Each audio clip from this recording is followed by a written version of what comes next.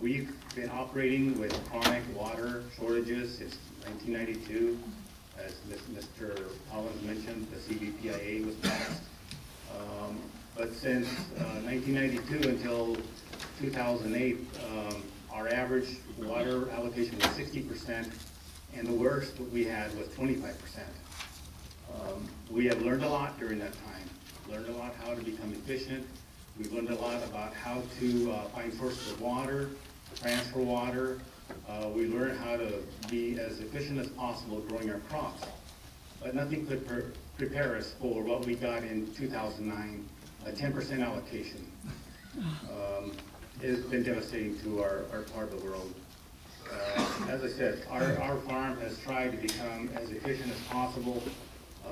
All of my crops are under drip irrigation. In fact, I have more drip irrigation than I have crops because we don't have enough water to go around. And so I had to lay 850 acres fallow on my farm last year. I still have to pay rent, mortgage payments, taxes, assessments on that land. So it's been a very tough economic hit for us. The worst part of this situation is what it has done to our communities and our farm workers. Our farm workers are a very important part of our farm, and they are the most vulnerable segment of our communities out there. We've heard all sorts of statistics on unemployment of farm workers out there, and disputes about whether it's 35 or 40% or not. The fact of it is that I know that we did not hire a lot of people back this year. I know that a lot of people that we did hire were underemployed. You don't see that in the statistics. These people that during peak season typically work 6 and 7 days a week very happily, and most of the time in the summertime they were only working 5 days a week. Wow. For farm workers, that is very devastating.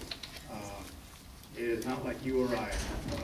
They don't have additional sources of income. They rely on us, and so that's why I'm here for them.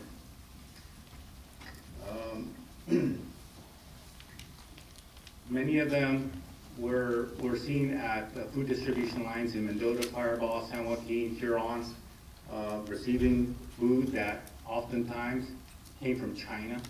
That was very demoralizing to see that. Several times I volunteered to distribute food, and I found the wives of my workers in line. These are people who would rather be working. Handouts are appreciated, but they don't pay for rent, they don't pay for their children's clothing. These people need to get back to work, and we need them. Our fruits and vegetables need these people. They are just as important to us as our land and our water. It's a three-legged stool. We need all three. The economic impacts of my farm, I'm not even going to talk about that. It's not as important as it is what it's done to our people. So where are we now? You know, we've seen these storms that have come and dumped tons of rain and snow in the mountains. As was stated earlier, there is about 100,000 acre-feet of water flowing to the ocean right now. Our pumps are running at 60% speed.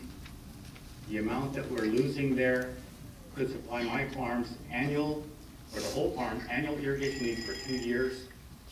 And I'm not saying that water is lost, but we don't want all the water. We know that the fish need water, but our area is suffering, and that's why we come here to speak up.